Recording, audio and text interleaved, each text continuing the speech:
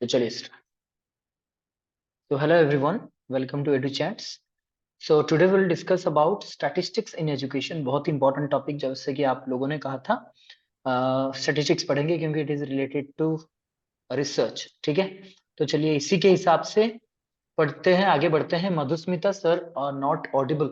Okay, I am audible to everyone but check your voice again. अगर थोड़ा सा दिक्कत हो रहा है तो फिर आप फिर से लॉग इन करके सुन सकते हो। ठीक है, बाकी सबके लिए क्लियर है। तो चलिए आगे बढ़ते हैं। स्टैटिस्टिक्स इन एजुकेशन बहुत इंपॉर्टेंट टॉपिक है। पहले हम जानते हैं स्टैटिस्टिक्स के बारे में, थोड़ा सा जानेंगे फिर आगे बढ़ेंगे। ठीक है, क्योंकि एग्जाम पॉइंट ऑफ व्यू में सब कुछ इंपॉर्टेंट है। तो वर्ड स्टैटिस्टिक्स जो एक वर्ड है, ये कहाँ से आया है? ये एक लैटिन वर्ड है। देखिएगा, ये एक लैटिन वर्ड है जिसका नाम है स्टेटस, और इटालियन वर्ड जिसको स्टैटिस्टा कहा जाता है, जिसका मतलब होता है स्टेट्समैन। ठीक है, स्टैटिस्टिक्स का ऐसा कोई मैथमेटिकल मीनिंग नहीं था। स्टेटस स्टैटिस्टा इसका मतलब कोई स्टेट्समैन, यानी कि स्टेट्समैन कौन होता है? जो किसी स्टेट को कंट्रोल करता है, उसको सब कुछ पता होता है। देखिए, अगर आप पीछे जाओगे राजा महाराजा के जमाने में, तो वहां पे क्या होता था कि जो लोग मतलब राजा थे या फिर जो स्टेट्स पर्सन उसको कहते थे, स्टेट्समैन कहते थे। ठीक है, तो उस टाइम में जो लोग स्टेट्समैन थे या फिर राजा थे, उन लोगों को अपने राज्यों के बारे में सब कुछ मालूम था। तो मतलब पॉपुलेशन पता था, फिर कौन सा गांव कहाँ पे आएगा, लोकेशन पता था। ठीक है, कितना धन दौलत उसके एरिया में है वो सब पता होगा, यानी they know everything about their own region, own kingdom. ठीक है, किंग का किंगडम उन्हें अच्छे से पता है कि कहाँ से कहाँ तक फैला हुआ है, कौन सा चीज इसमें आता है, कितने लोग हैं। ठीक है, तो उनमें से उन्हें सब कुछ पता था। ठीक है, उस एरिया के बारे में सब कुछ पता था। सो इसका मतलब ये हुआ कि उस टाइम में जो हम मीनिंग क्रिएट करते। Madhusmita please mute your self. कोई बीच में अनम्यूट ना करें प्लीज। अनम्यूट करेंगे तो फिर आपका गाना सब कुछ सुनाई दे रहा है हमें यहाँ पे। ठीक है, म्यूट कर दीजिए। Okay fine now. ठीक है, देखिए तो क्या होता है इसका मतलब, द वर्ड स्टैटिस्टिक्स, इस वर्ड का क्या मतलब था? देखिए, कॉन्टेक्स्ट समझेंगे तभी पढ़ाई क्लियर होगा। ठीक है, कॉन्टेक्स्ट का मतलब ये है क्या? मतलब बेसिकली ये जो स्टैटिस्टिक्स है क्या, स्टैटिस्टिक्स बेसिकली इसका मतलब ही था to get to know about all your states, all your kingdom. ठीक है, पॉपुलेशन के बारे में यानी गिनती करना, फिर उनके बारे में जानना। These were called as statistics only. मतलब जब पहले ये वाला वर्ड आया था तो इसका मतलब यही था। ठीक है, पहले ऐसा कोई भी मीनिंग नहीं था जो हम सोच रहे हैं कि ऐसा होगा वैसा होगा, ऐसा कुछ भी नहीं था। इसका मीनिंग बस simple and simple state person था। ठीक है, स्टेट में जो पर्सन होते हैं, स्टेट्स में जो लोग होते हैं, उनका आपके पास एक कच्चा चिट्ठा होना चाहिए। ठीक है, क्लियर? ओके, अगेन कोई अनम्यूट कर रहा है, म्यूट करके रखिए। ठीक है, तो चलिए आगे बढ़ते हैं। Professor Gottfried Achenwall used it in the 18th century. सबसे पहले प्रोफेसर गॉटफ्रेड एशनवॉल ने इसे 18th सेंचुरी में यूज किया है।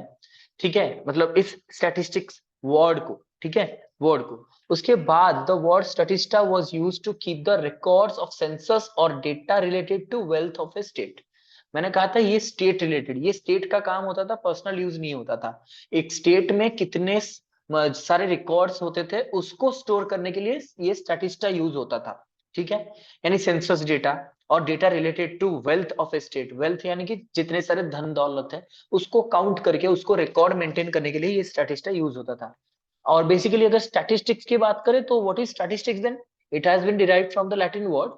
And what is the meaning of statistics? So it deals with the numerical facts, calculating, processing, analyzing and interpreting data using different tool and technique. Statistics में हम क्या करते हैं? कुछ न्यूमेरिकल फैक्ट्स होते हैं, उसको कैलकुलेट करते हैं, प्रोसेस करते हैं अलग अलग मेथोडोलॉजी से, देन एनालाइज करते हैं, फिर इंटरप्रेट करते हैं using different tools and technique. अलग अलग टूल, अलग अलग टेक्निक यूज करके हम स्टैटिस्टिक्स को यूज करते हैं, रिसर्च में हो चाहे अपने किसी भी फील्ड पे अप्लाई करते हैं, to get to a conclusion और टू डिराइव सम मीनिंग और टू सॉल्व ए प्रॉब्लम। ठीक है, देन सेलिगमैन कहते हैं कि statistic is the science which deals with the methods of collecting, classifying, presenting, comparing and interpreting numerical data collected to throw some light on any sphere of inquiry। कोई भी inquiry आप कर रहे हो, कोई भी पूछताछ आप कर रहे हो, कोई भी जानकारी आप जानना चाहते हो, तो आपको क्या करना पड़ेगा कि आपको पहले तो डाटा कलेक्शन करना पड़ेगा, सम न्यूमेरिकल डेटा। और जिस डेटा को आप क्या करोगे, through some statistics you will collect, you will classify, you will present, you will compare, then you will interpret, and finally you will come to some conclusion, finally you will derive some meaning। statistics से हमें क्या मिलता है, कोई meaning मिलता है। जब हम स्टैटिस्टिक्स अप्लाई करते हैं तो हमारा स्टडी अच्छा था, बुरा था, क्या था, पॉजिटिव, नेगेटिव, कोरिलेशन, ये सब कुछ हमें समझ में आता है। ठीक है, so it gives some meaning to our inquiry. ठीक है, क्लियर है, इंट्रोडक्शन समझ में आ गया, इसमें कोई दिक्कत नहीं। प्लीज अनम्यूट मत कीजिए बीच बीच में, इट क्रिएट्स नॉइज।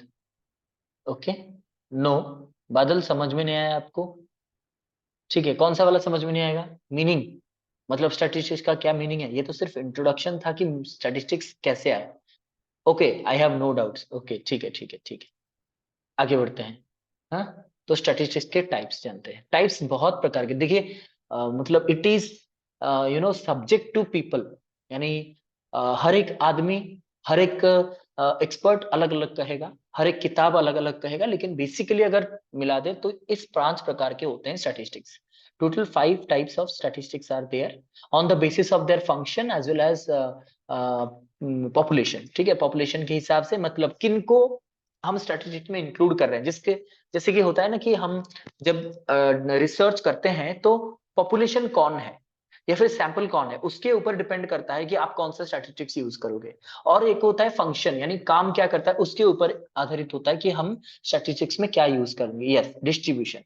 ठीक है, पॉपुलेशन सैंपल डिस्ट्रीब्यूशन के ऊपर डिपेंड करता है, और एक होता है फंक्शन के हिसाब से। तो सभी को अगर मिला दें तो 5 प्रकार के, एक होता है डिस्क्रिप्टिव स्टैटिस्टिक्स, एक होता है कोरिलेशनल स्टैटिस्टिक्स, एक होता है इन्फरेंशियल स्टैटिस्टिक्स, एक होता है पैरामीट्रिक स्टैटिस्टिक्स और नॉन पैरामीट्रिक स्टैटिस्टिक्स। ठीक है, इससे भी अगर आपको कुछ टाइप्स पता है तो आप हमें चैट बॉक्स में बता सकते हो कि ये टाइप्स है और इसका ये काम है, आप बता सकते हो। ठीक है, नो वन इज परफेक्ट ना, हम बहुत कुछ जानना अभी बाकी भी हो सकता है, बहुत कुछ पढ़ भी सकते हैं, जान भी सकते हैं। You might know many of the things which I may not have any kind of knowledge. ठीक है, तो हो भी सकता है, तो बता दीजिए अगर कुछ है तो। टाइप्स ऑफ स्टैटिस्टिक्स क्या है, ये 5 प्रकार के देखेंगे एक एक करके डिटेल में। तो पहला है डिस्क्रिप्टिव स्टैटिस्टिक्स। ठीक है, डिस्क्रिप्टिव, रिसर्च में भी हमने वही पढ़ा, यहाँ पे भी हमने वही पढ़ा कि डिस्क्रिप्टिव स्टैटिस्टिक्स होता क्या है। डिस्क्रिप्टिव स्टैटिस्टिक्स का मतलब होता है descriptions of the obtained data is known as descriptive statistics, simple as it is. Data को जब हम डिस्क्राइब करते हैं, इसको डिस्क्रिप्टिव स्टैटिस्टिक्स कहते हैं। ये तो सिंपल सा डेफिनेशन है, लेकिन कैसे जानेंगे? On the basis of this descriptions of a particular group of population is defined for corresponding characteristic। यानी कि हम इस स्टैटिस्टिक को यूज करके हम उनके फेनोमेना को डिस्क्राइब करते हैं। हम जानेंगे आगे ऐसे मतलब जैसे हम सेंट्रल टेंडेंसी में करते हैं मीन मीडियन मोड, इससे हमें पता चलता है कौन सा फ्रीक्वेंसी सबसे ज्यादा है, कौन सा मीन मतलब किस इस स्कूल का या फिर इस क्लास का या फिर इस सब्जेक्ट का एवरेज मार्क, यानी मीन कितना है। मीन मतलब अरिथमेटिक एवरेज, यानी एवरेज कितना है, एवरेज मार्क इस क्लास का कितना है। जैसे कि मान लीजिए एक स्कूल है, school A and school B. School A is government school, school B is private school. School A मतलब कि गवर्नमेंट स्कूल में पूछा जाएगा कि आपका जो लिमिट है या फिर आपका जो एवरेज है, एवरेज लिमिट हर साल का 10th एग्जामिनेशन का कितना है। गवर्नमेंट स्कूल्स कहेंगे कि 84% is our average performance. Where as private schools अगर बहुत अच्छे हैं तो वो बोलेंगे कि आवर एवरेज और our mean score of 10th board is 91% और 88%। ठीक है, तो इसका मतलब है कि हमें एवरेज समझ में आता है। तो इससे क्या हुआ, we are describing the situation, we are describing the performance of the students in that particular school.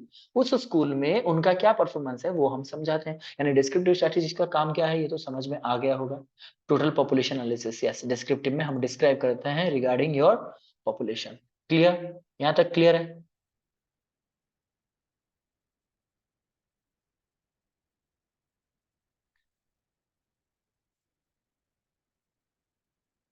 Okay, ठीक है, फिर आगे बढ़ें तो चलिए। ओके, तो देखिए डिस्क्रिप्टिव स्ट्रैटेजिक्स में क्या होता है। Descriptive statistics include classification, tabulation, measure of central tendency, measure of variability. These measures enable the researcher to know about the tendency of data or the scores which further enhance the ease in description of the phenomena. किसी एक phenomena को हम describe करते हैं, हम उसे interpret करते हैं on the basis of this statistics. तो इस statistics का काम है classify करना, data को classify करेगा, data को tabulate करेगा. फिर जैसे कि एग्जाम्पल यहाँ पे लिखा हुआ है सेंट्रल टेंडेंसी, वेरिएबिलिटी, ठीक है, जैसे कि डिस्पर्सन देखना या तो हमारा मीन मीडियन मोड, ठीक है, ये सब निकालना. तो इन सब से हम क्या करते हैं, तो जो फेनोमेना है इसको हम डिस्क्राइब कर पाते हैं. ठीक है, उसके बाद आते हैं कोरिलेशनल स्टैटिस्टिक्स. कोरिलेशनल स्टैटिस्टिक्स क्या करता है, it shows the inter correlation among variables in this type of statistics. यानी कि यहाँ पे वेरिएबल्स के बीच में क्या कोरिलेशन है वो देखा जाता है. ठीक है, it includes various types of techniques to complete the correlation among data. Data के बीच में जो कोरिलेशन को कंप्यूट किया जाता है through this statistics. Correlational statistics also provide description about sample or population for their further analysis to further analyze to explore the significance of their differences. अगर correlation है यानी relation है, positive है, negative है, या फिर difference है, positive है कि negative है, तो ये सारी चीजें हम correlation statistics में देखते हैं, जहां पे हमें sample या तो population के बारे में एक आइडिया आ जाता है कि क्या डिफरेंस है, क्या रिलेशन. जैसे कि हम बहुत सारे कोरिलेशन पढ़ेंगे, ठीक, मतलब पियर्सन हो गया, फिर हमारा फाई कोफिशिएंट, फिर हमारा एनोवा एनकोवा. ठीक है, तो यहाँ पे कोरिलेशन में ये सब हम देखेंगे. कोरिलेशन स्टैटिस्टिक्स में वेरिएबल्स के बीच में हम इंटर रिलेशन देख रहे हैं. ठीक, उसके बाद आते हैं इन्फरेंशियल स्टैटिस्टिक्स. इन्फरेंशियल स्टैटिस्टिक्स क्या होता है, इन्फर करना, यानी कि ये टोटल पॉपुलेशन आपके पास अवेलेबल नहीं है. सिंपल सी बात है. देखिए, स्टैटिस्टिक्स तब हम यूज करते हैं जब हमारे पास पूरा का पूरा डेटा होता है, लेकिन इन्फरेंस तब यूज करते हैं जब हमारे पास थोड़ा ही डेटा है लेकिन बाकी पॉपुलेशन के ऊपर हम इसे अप्लाई कर रहे हैं. तो इसको क्या कहा जाता है, inferential statistics. It deals with the drawing of conclusion about large group of individual और population on the basis of observation of a few participant, यानी सैंपल. पार्टिसिपेंट्स के थ्रू सैंपल्स का जो डेटा हमें फाइंडिंग्स में मिला है, उसी डेटा को जब हम लार्ज ग्रुप ऑफ पॉपुलेशन पे हम इसको ड्रॉ करते हैं या फिर कंक्लूड करते हैं, इसको हम कहते हैं इन्फरेंशियल स्टैटिस्टिक्स. ठीक है, इसको हम कहते हैं इन्फरेंशियल स्टैटिस्टिक्स फ्रॉम देम और about the events which are yet to occur on the basis of past event. Past event को देख करके हम कहते हैं कि फ्यूचर कैसा होने वाला है, वही infer, that is why it is called inferential statistics. It provides a tool to compute the probabilities of future behavior of the subject. यहाँ पे फ्यूचर बिहेवियर क्या होने वाला है, फ्यूचर में क्या होने वाला है, उसी को इन्फर किया जाता है थ्रू दिस स्टैटिस्टिक. ठीक है, देन आता है पैरामेट्रिक स्टैटिस्टिक्स.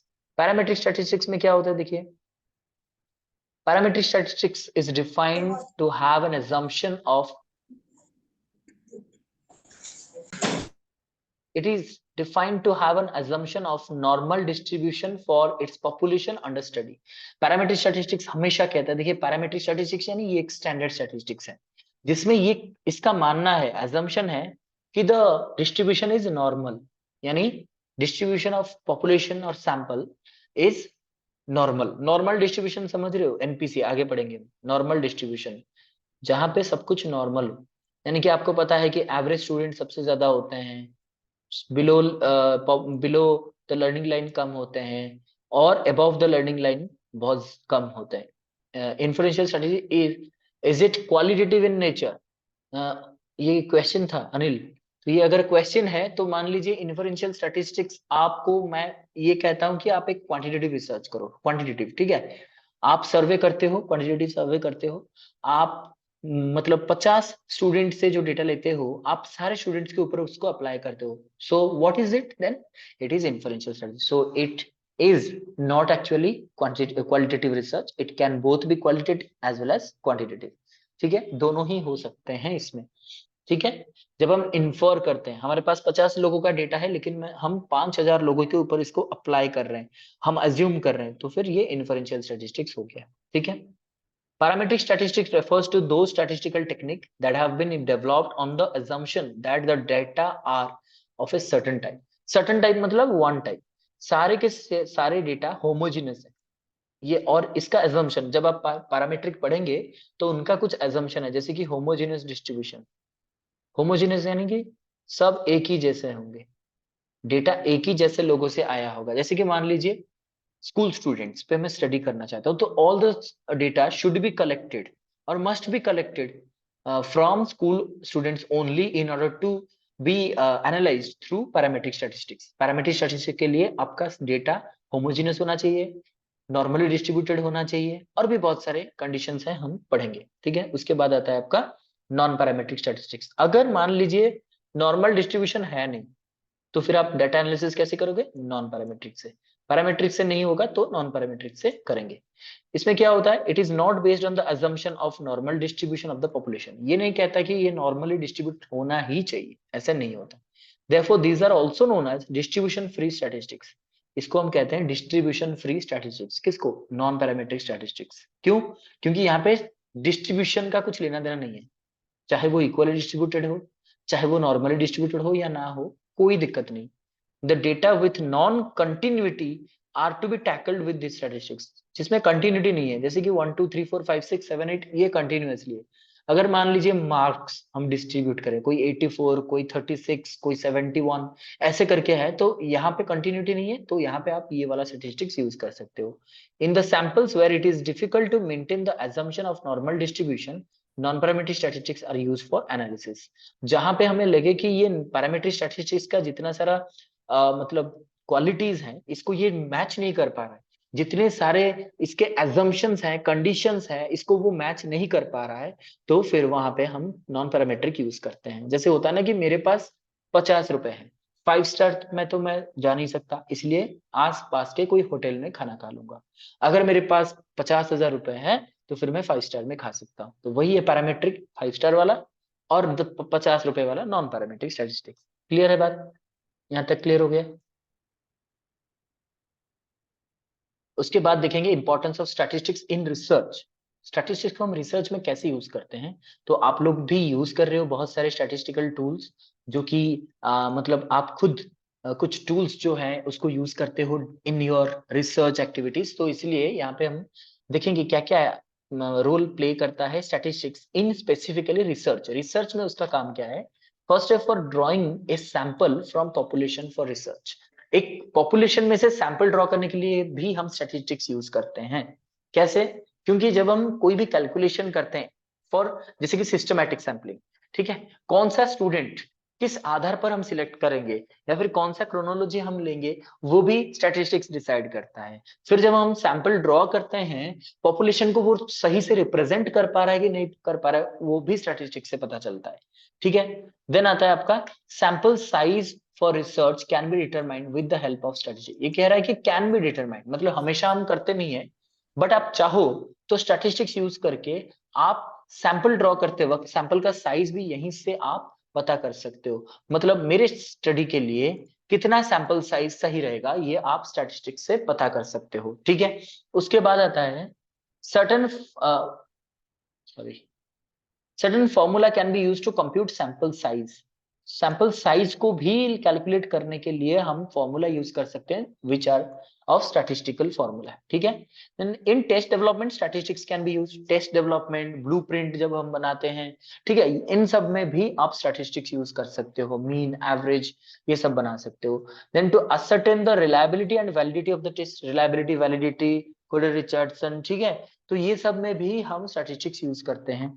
उसके बाद data can be organised, classified and analysed using various statistical techniques so as to draw inference. ये तो होता ही होता है रिसर्च के बाद, डेटा को ऑर्गेनाइज करना, क्लासिफाई करना, एनालाइज करना, वो भी अलग अलग स्टैटिस्टिकल टेक्निक्स, अलग अलग पैकेज, जैसे कि सोशल साइंस में एसपीएसएस पैकेज है, वैसे ही बहुत सारे ऐसे स्टैटिस्टिकल पैकेज यूज करना, टेक्निक्स यूज करना, और उस डेटा को इन्फरेंस भी ड्रॉ करना, यानी इस डेटा से हमें क्या पता चल रहा है वो भी ड्रॉ करना स्टैटिस्टिक्स से हो सकता है।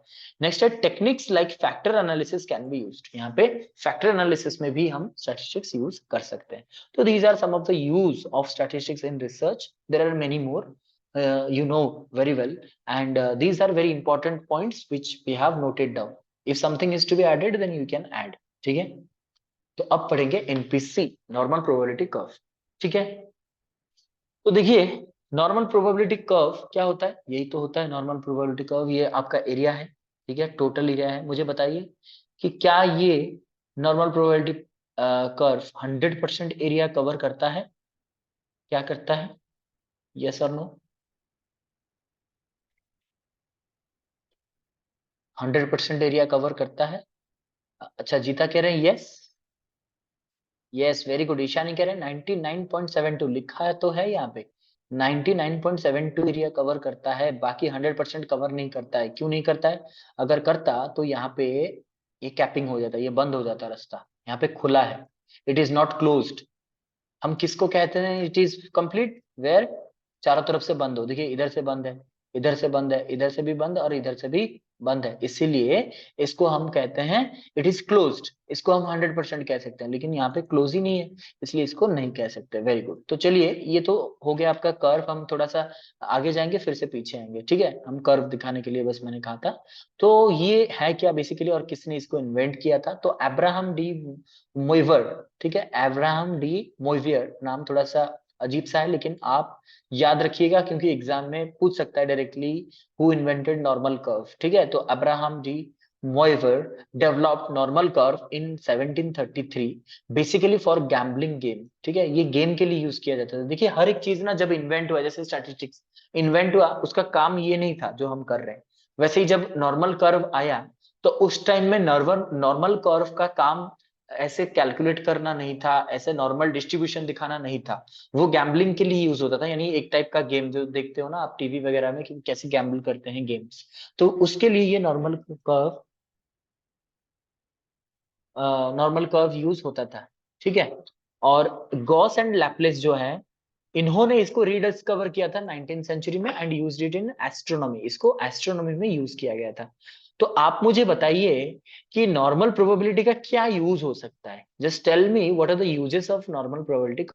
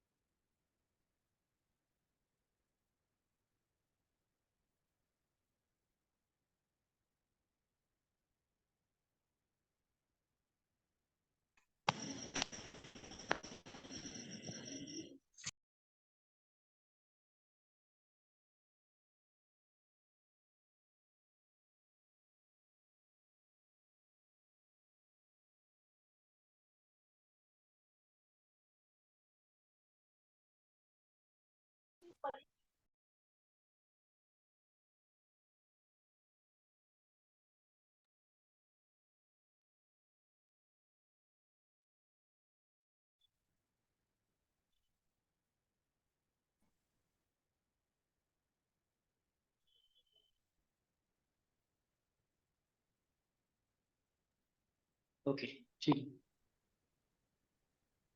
अच्छा। देखिए, अलग अलग आंसर्स आ रहे हैं। ये कह रहे हैं कि कोई कह रहे हैं कि इंटेलिजेंस शो करने के लिए, कोई कह रहे हैं मॉडल डिस्ट्रीब्यूट करने के लिए, कोई कह रहे हैं कि ये एक सेंट्रल टेंडेंसी समझने के लिए, सिमेट्रिकल डिस्ट्रीब्यूशन देखने के लिए, ठीक है? ओके। Very good. तो देखिए इतना सारा आंसर, मतलब मेरे हिसाब से अगर स्टैटिस्टिक्स का यूज होगा तो हम रिसर्च जब करते हैं, बेसिकली रिसर्च में अगर रिसर्च करते हैं तो रिसर्च में starting from the selection of the problem to the end, यानी इन्फरेंस ड्रॉ करने तक हर कोई काम जो है वो हम स्टैटिस्टिक्स से कर सकते हैं, क्योंकि मतलब बेसिकली ये क्वांटिटेटिव होता है इसीलिए। लेकिन अगर आप देखोगे तो मतलब स्टैटिस्टिक्स का काम हमेशा से है, क्योंकि यहाँ पे हर एक चीज ना कैलकुलेटेड वे में किया जाता है। क्योंकि जब आप, जैसे कि आप लोग आंसर कर रहे हो बहुत सारे, क्योंकि आपका जो स्कोर होगा या फिर आपका जो ऑप्टेंड स्कोर होगा, हम मैच करके देखते हैं कि एक होता है ऑप्टेंड स्कोर, एक होता है आपका इन्फर्ड स्कोर। यानी एक स्कोर होता है आपका जो आपने ऑप्टेंड किया है और एक होता है एक्सपेक्टेड। ठीक है, सीओ माइनस सीई जैसे होता है, वैसे बहुत सारे ऐसे चेंजेस हैं, मतलब बहुत सारे ऐसे एक्टिविटीज हैं जिससे हम स्टैटिस्टिक्स को, मतलब स्टैटिस्टिक्स ऐसा जो कि हमें मदद करता है हर एक चीज में। ठीक है, तो normal distribution is one in which the majority of the cases are located in the middle of the scale and only a smaller number of cases are located at both the extreme of the scale. Normal distribution में क्या होता है कि majority of the cases क्या होते हैं, वो middle में होते थे। जैसे कि मैंने कहा था, जो कि मैंने पिक्चर क्या ड्रॉ किया था यहाँ पे, मतलब ऐसे ही परफेक्ट तो नहीं होगा क्योंकि यहाँ पे माउस में कर रहे हैं। तो ये जो एरिया है, मेजोरिटी, यहाँ पे majority of the population are located in the middle of the scale, only smaller number of cases are located in both the extreme, इधर और इधर क्या होते हैं, कम ही होते हैं। Many distribution are close to absolute form, we assume that they are normal distributed। तो हमेशा से हम हर एक चीज में, चाहे वो क्लास हो, चाहे वो अचीवमेंट हो, चाहे वो मतलब डिस्ट्रीब्यूशन ऑफ रिसोर्सेस हो, हम हमेशा यही करते हैं कि एवरीथिंग इज एनपीसी, एनपीसी में कन्वर्ट करा जा सकता है। ठीक है, अब देखिए प्रॉपर्टीज ऑफ एनपीसी, एनपीसी की प्रॉपर्टीज क्या क्या है इसको एक बार जान लेते हैं। ठीक है, तो प्रॉपर्टीज क्या क्या होंगे आप सभी को पता है, ये एग्जाम पॉइंट ऑफ व्यू से बहुत इंपॉर्टेंट है, कभी कभी कीवर्ड से पूछ लेता है। तो first is it is symmetrical in nature. तो एनपीसी इज सिमेट्रिकल। सिमेट्रिकल का मतलब क्या होता है कि देखिए आपका जो ये कर्व है, ये बीच से डिवाइडेड किया गया है, डिवाइड किया गया है where you know that mean median mode coincide in the same point. तो ये 0 पॉइंट है जहां पे मीन लाई करता है, मीन मीडियन मोड।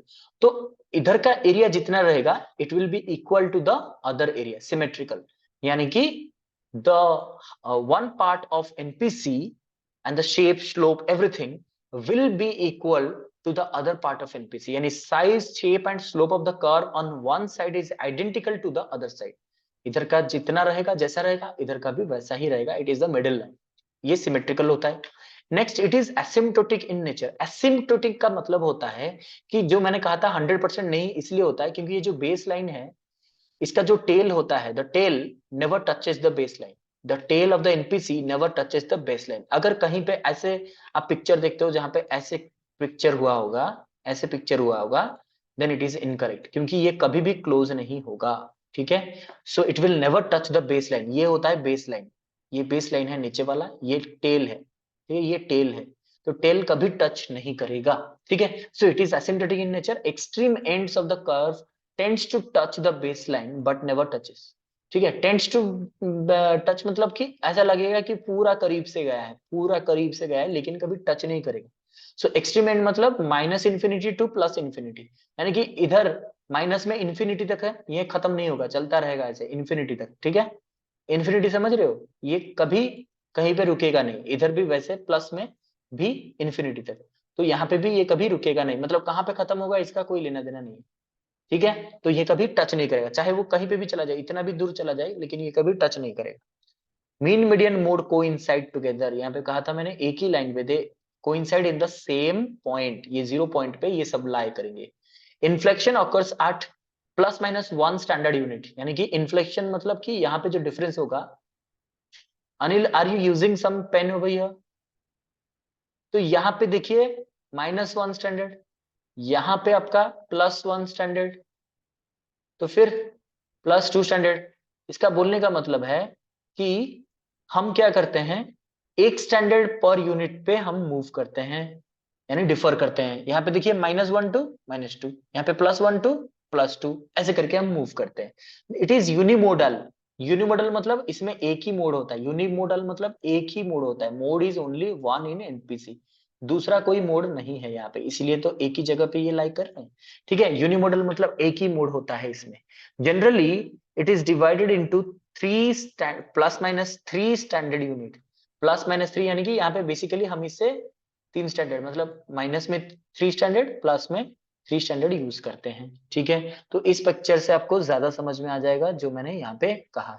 ठीक है, इस पिक्चर से आपको समझ में आ गया होगा। देखिए माइनस वन स्टैंडर्ड, इधर माइनस वन स्टैंडर्ड, इधर प्लस वन स्टैंडर्ड, तो एक स्टैंडर्ड मूव कर रहा है। इधर भी one standard one standard one standard.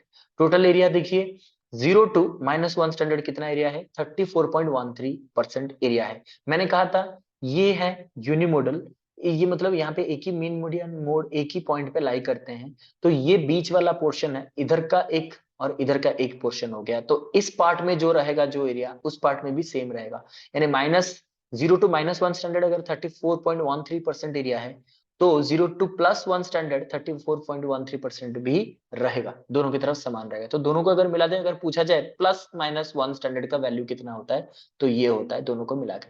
यानी प्लस माइनस दोनों का बीच का एरिया, यानी ये पूरा ब्लू वाला रीजन जो है वो कितना है, 68.26%। वैसे अगर फिर से माइनस वन स्टैंडर्ड से माइनस टू स्टैंडर्ड एरिया कितना है, 13.59%।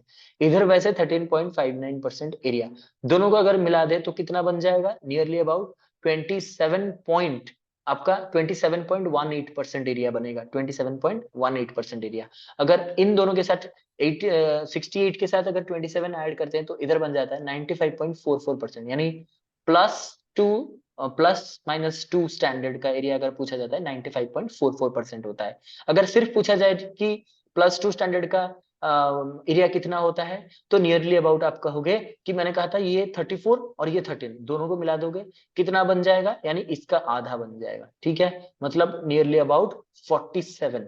ठीक है, 47 47 पॉइंट आपका बन जाएगा 72। ठीक है, 47.72 ऐसे कैलकुलेट कर सकते हो, सिंपल है। और अगर पूछा जाए minus two to minus three, तो 2.14 इधर, इधर भी 2.14, तीनों को अगर मिला दें तो टोटल एरिया बन जाता है 99.72% एरिया। ठीक है, 99.72% एरिया। ये जो 0.13% है, दीज आर द एक्सेप्शन, बाकी जो बच गए यहाँ पे वो यहाँ पे आ जाएंगे 0.13। ठीक है, 0.13 कभी कंप्लीट नहीं होता है, so it will never become 100, ये कभी 100 होगा ही नहीं। ठीक है, I hope it is clear. देखिए ये प्रॉपर्टी खत्म हो गया। अब हम चलेंगे एप्लीकेशन ऑफ एनपीसी। एनपीसी को हम किस तरह से और कहां पे अप्लाई करते हैं, तो देखिए ये कुछ यूजेस है जिसको हम यूज करते हैं या फिर अप्लाई करते हैं। फर्स्ट है, एनपीसी हम तब यूज करते हैं when we need to convert the raw scores into standard score. NPC में कन्वर्ट इसलिए करते हैं क्योंकि हमारे कुछ रॉ स्कोर्स है, जैसे कि स्कोर्स ऑफ स्टूडेंट। मेरे पास 5 स्टूडेंट के स्कोर्स है, ठीक है, जैसे कि 28, मतलब 50 मार्क का एग्जाम हुआ था, 50 मार्क का एग्जाम हुआ था, एक का 28 है, एक का 39, एक का 21, एक का 46 और एक का मान लीजिए 30 है। ठीक है, तो इसको कब कैसे मैं रिप्रेजेंट करूं, तो इसी में रिप्रेजेंट करना है मुझे। इसी में रिप्रेजेंट करके मुझे दिखाना है कि नॉर्मल स्कोर इसमें कितना है। ठीक है, मतलब नॉर्मल डिस्ट्रीब्यूशन कितना है, एवरेज में कितने ज्यादा आते हैं। ठीक है, हाँ जेड स्कोर। ठीक है, तो इसमें हमें क्या करना होता है, यहाँ पे हमें यहाँ पे कैलकुलेट करना होता है इसमें नॉर्मल स्कोर क्या है, मतलब नॉर्मली डिस्ट्रीब्यूशन करना है और इसको स्टैंडर्ड स्कोर में कन्वर्ट करना होता है, स्टैंडर्ड। ठीक है, calculate percentile rank of scores. एक स्कोर है मान लीजिए 39, इसका परसेंटाइल स्कोर क्या है इस ग्रुप में, इस ग्रुप में इसका परसेंटाइल रैंक क्या है, वो देखने के लिए भी हम क्या कर सकते हैं, एनपीसी को यूज कर सकते हैं। नॉर्मलाइज ऑफ फ्रीक्वेंसी डिस्ट्रीब्यूशन, एक फ्रीक्वेंसी डिस्ट्रीब्यूशन है, फ्रीक्वेंसी डिस्ट्रीब्यूशन समझ में आ रहा है, जैसे कि 20 टू 30, 30 टू 40 कितने हैं इसका फ्रीक्वेंसी, फ्रीक्वेंसी मान लीजिए 5 है 7 है, इसको जब हम नॉर्मलाइज करना चाहते हैं तो इसको हम एनपीसी में कन्वर्ट कर सकते हैं। Test significance of observation in experiments, experiment में ऑब्जर्वेशन का क्या सिग्निफिकेंस है वो भी एनपीसी से पता कर सकते हैं। Then generalize about population from which the sample is drawn, यानी कि पॉपुलेशन, जिस पॉपुलेशन से सैंपल को ड्रॉ किया गया है उस पे हम जनरलाइज कर सकते हैं हमारे फाइंडिंग्स को। और determine the relative difficulty of test item, test item के डिफिकल्टी जानने के लिए भी हम एमपीसी यूज कर सकते हैं।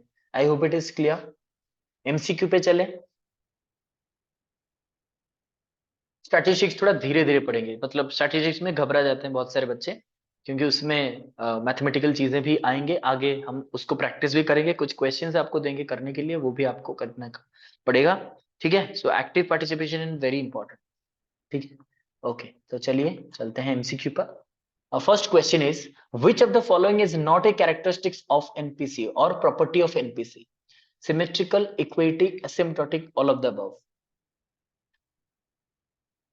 Yes, very good. Geeta, Tripti, Anil, Ishani, बादल, मानसी, लिप्सा, तृप्तिमयी, सोनी, सलिजा, आशीष, मधुस्मिता, मिलन, प्रतिमा, लिप्तिना, सस्मिता, वर्षा, रंजन, चेतना, श्रद्धांजलि, किशोर, भारती, विश्वजिता, सरस्वती, किशोर, संगीता, लीपक, अनिल। ठीक है Anil, wait for wait wait wait कीजिए, सेकंड क्वेश्चन पे जंप मत कीजिए। ठीक है, तो चलिए इसका आंसर कौन सा हो जाएगा? डेफिनेटली बी, क्योंकि बी इक्विटी है, जो कि बिल्कुल भी एक कैरेक्टरिस्टिक नहीं है। Very good. Redmi, please enter with your proper name. आप अपना डिवाइस नेम अच्छे से चेंज कीजिए, नहीं तो फिर रेडमी ही बुलाऊंगा आपको। ठीक है, तो area between +1 standard to -1 standard deviation in NPC is what? 68.24, 94.55, 99.42, 95.44।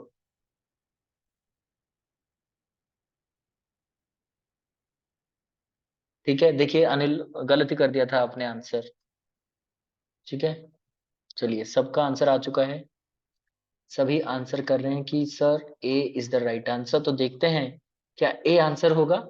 Yes, A is the right answer, क्योंकि मैंने क्या पूछा था? +1 टू -1 स्टैंडर्ड में जो एरिया है वो 68.24। अगर पूछता 0 to 1, 0 to 1 यानी +1 या तो -1, तो पूछता तो कितना हो जाता? अगर मान लीजिए आपको याद नहीं है तो कैसे कर सकते हो? इसको डिवाइड कर दोगे, 2 में डिवाइड कर दो। अगर मान लीजिए आपको पता है 34.13 है, तो पूछेगा टोटल एरिया कितना है, +2 - अगर आपको याद नहीं है तो इसको मल्टीप्लाई कर दो इंटू 2, या तो 34.13 प्लस अगेन 34.13 हो जाएगा, दोनों साइड का मिला दो हो जाएगा, ऐसे ही याद रखो। ठीक है, next question is, a type of statistics used for classification, tabulation, measures of central tendency and variability is called.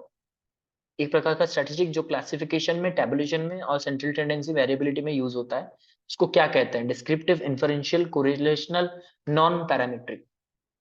बहुत अच्छे, सभी का आंसर आ चुका है, बहुत जल्दी जल्दी आंसर कर रहे हैं सभी, बहुत अच्छे। सभी आंसर कीजिए, देखिए यहाँ पे 50 पार्टिसिपेंट्स हैं, लेकिन 50 आंसर्स नहीं आ रहे हैं।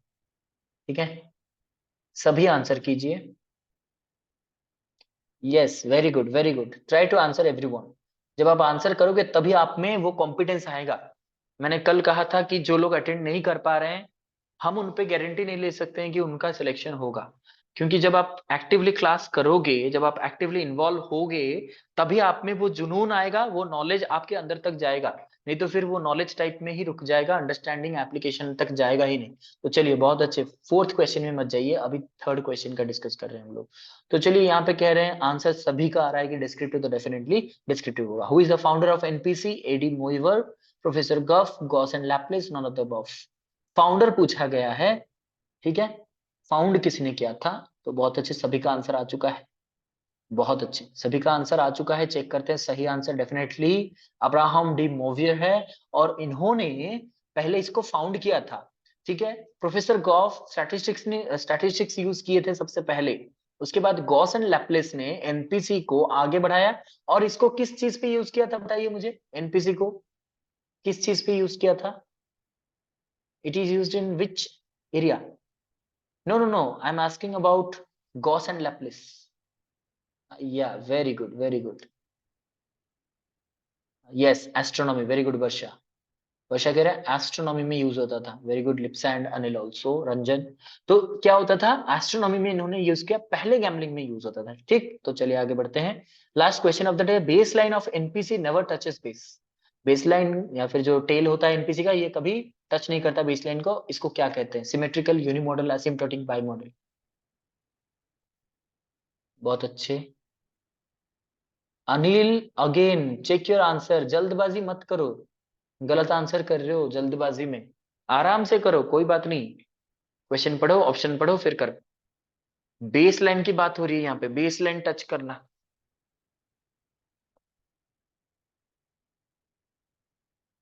बाप रे, ये कौन है? रंजन। रंजन आंसर नहीं चेक करो। हाँ अब ठीक है अनिल। रंजन आंसर चेक करो। जल्दबाजी में आंसर करोगे तो गलत हो जाएगा। बहुत अच्छे मोनालिसा, बहुत अच्छे, सभी का सही आंसर आ गया। तो चलिए देखते हैं इसका सही आंसर एसिम्प्टोटिक इन नेचर है। रेडमी Y2 अगेन आप गलत कर रहे हो। रेडमी Y2 आपने भी गलत किया। सिमेट्रिक कब होता है? सिमेट्रिकल मतलब, सिमेट्री का मतलब होता है समान।